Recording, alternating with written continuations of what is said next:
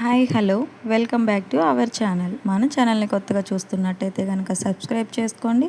అలాగే పక్కనే ఉన్న బెల్ ఐకాన్ని క్లిక్ చేయండి. మరెన్నో కొత్త కొత్త వంటలు మీ ముందుకు రాబోతున్నాయి. ముందుగా ఈ చికెన్ని సింపుల్గా టేస్టీగా హోటల్ స్టైల్ ఎలా చేయాలో చూసేద్దాం వచ్చేయండి.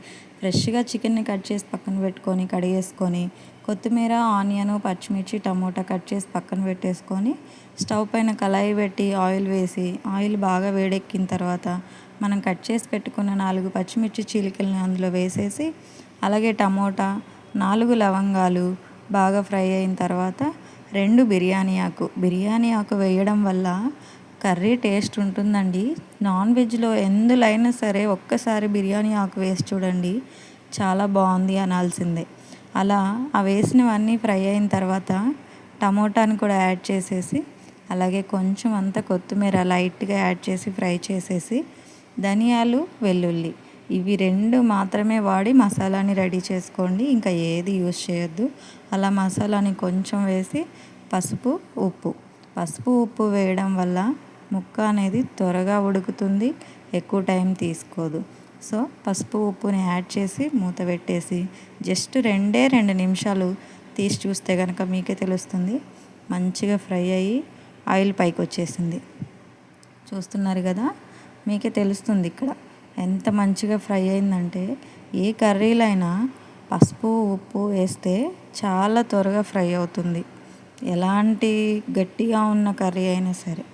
సో అలా ఫ్రై అయిన తర్వాత మనం కట్ చేసి పెట్టుకున్నాం కదా చికెన్ నుంచి వాటర్ అనేది రాకుండా చికెన్ని మాత్రమే సపరేట్ చేసుకుంటూ కొంచెం కొంచెంగా చికెన్నే యాడ్ చేసుకోవాలి.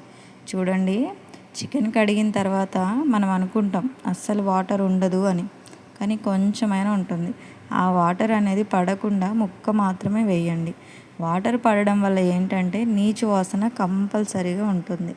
సో ఆ వాటర్ రాకుండా చికెన్ మొత్తాన్ని కళాయిలోకి యాడ్ చేసుకొని ఉప్పు, పసుపు వేసి పెట్టాం కదా, అదంతా మసాలా అంతా అందులో స్ప్రెడ్ అయ్యేలాగా కలిపేసేసి బాగా కలిపేసిన తర్వాత మూత పెట్టేసేయండి. మూత పెట్టేసి వాటర్ పైకి వచ్చే వరకు ఉడికించుకుందాం. ఈలోపు మనం సీక్రెట్ మసాలాని రెడీ చేసుకుందాం. సీక్రెట్ మసాలా అంటే నేను కేవలం ఏ నాన్ వెజ్కైనా వెల్లుల్లి, ధనియా మాత్రమే యూజ్ చేస్తానండి. ఇక అల్లం వెల్లుల్లి పేస్ట్ కానీ అస్సలు యూజ్ చేయను. ఎందుకంటే మసాలా ఎంత తక్కువ తింటే ఆరోగ్యానికి అంత మంచిది అనేది నేను నమ్ముతాను. సో ధనియా, వెల్లుల్లి మాత్రమే వేస్తాను. ధనియా, వెల్లుల్లి ఆరోగ్యానికి కూడా మంచిదే. సో ఆ 2 మాత్రమే యూజ్ చేసి మసాలాని ఇలా అప్పటికప్పుడే రెడీ చేస్తాను నేను. సో అలా రెడీ అయిన తర్వాత ఇక్కడ చూడండి, వాటర్ వచ్చేసింది కదా, చికెన్లో ఉన్న వాటర్ మొత్తం పైకి వచ్చేసింది. అలా పైకి వచ్చేసి బాగా బాయిల్ అయిపోయింది చికెన్. ఇప్పుడు మనకి ఇక్కడ చూస్తుంటే మీకే అర్థమవుతుంది కదా, చికెన్లో ఉన్న వాటర్ మొత్తం పైకి వచ్చేసింది. ఆ వాటర్ అంతా ఉడికే వరకు ఇంకో 10 నిమిషాలు మూత పెట్టేసేద్దాం. అలా మూత పెట్టేయడం వల్ల ఏంటంటే చికెన్లో ఉన్న వాటర్ పోయేస్తుంది, ముక్క అనేది మెత్తగా వాటర్లోనే ఉడికిపోతుంది. ఇక మనం అప్పటికప్పుడు మళ్ళీ వాటర్ పోయాల్సిన పని అయితే ఉండదు. సో అలా ఉడికిన తర్వాత మనం రుచికి సరిపడా కారం అయితే యాడ్ చేసుకోవాలి. కారం చూడండి, నాన్ వెజ్కి కొంచెం స్పైస్ ఉంటేనే చాలా బాగుంటుంది. సో స్పైస్ తక్కువ తినాలి అనుకుంటే కనుక తగ్గించుకోండి. నేనైతే 3 స్పూన్స్ వేసేసానండి.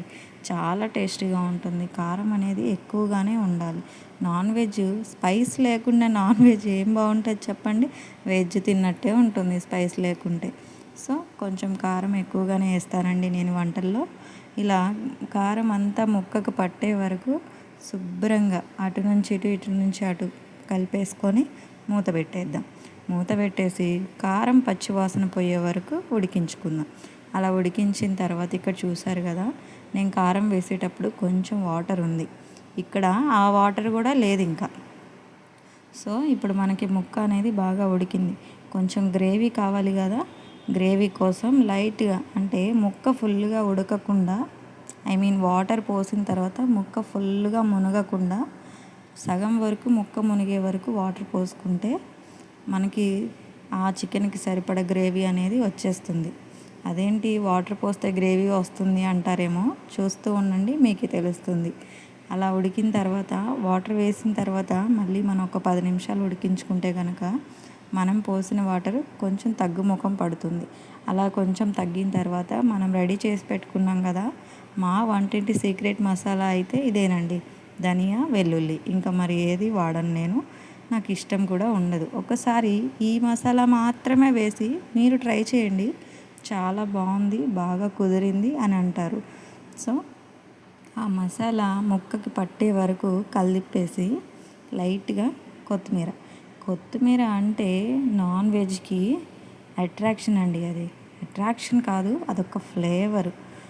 ఆ కొత్తిమీర లేకుండా ఏ నాన్ వెజ్ కూడా గొంతులోకి పోదండి కదా. సో కొత్తిమీర అంటే ఇష్టం ఉన్న వాళ్ళు స్కిప్ చేయకుండా వేసేసుకోండి.